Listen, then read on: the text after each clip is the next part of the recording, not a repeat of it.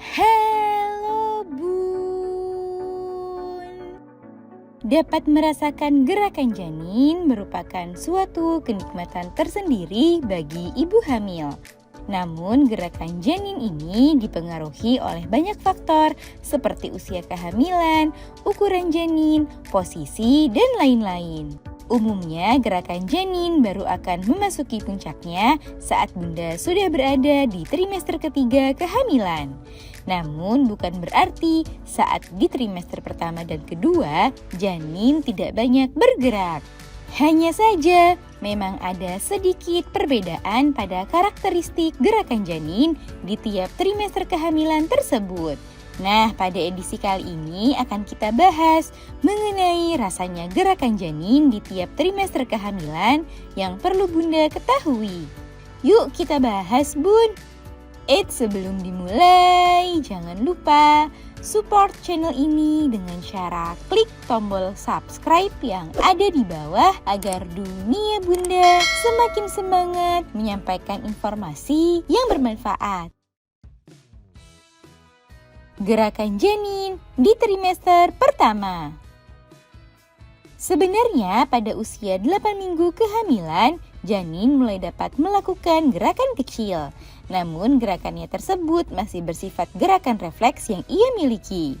Selain itu, ukuran janin yang masih sangat kecil membuat ibu hamil sangat sulit merasakan gerakannya tersebut. Pada minggu ke-12, janin sebenarnya mulai dapat bergerak. Namun tetap saja sangat sulit bagi bunda untuk merasakan gerakan janin di trimester pertama kehamilan. Terutama bagi bunda yang menjalani kehamilan untuk pertama kalinya.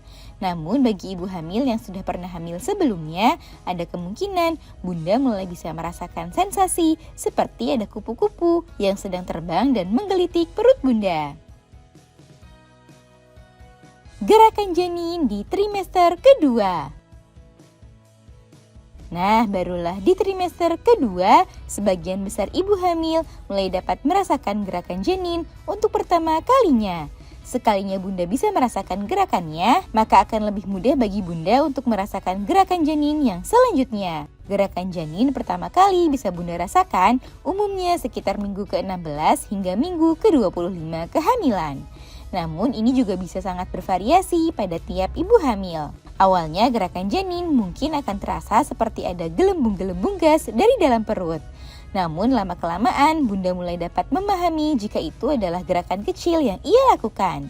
Jika sudah melebihi 24 minggu kehamilan, namun bunda belum merasakan adanya tanda-tanda gerakan dari janin, maka ada baiknya bunda mengkonsultasikan hal tersebut ke dokter atau bidan. Begitu bunda mulai dapat mengenali gerakan janin secara teratur, maka biasanya ibu hamil akan lebih sering merasakan gerakan yang cukup bervariasi, lebih kuat, lebih berpola, dan lebih sering terjadi hingga menjelang akhir trimester kedua kehamilan.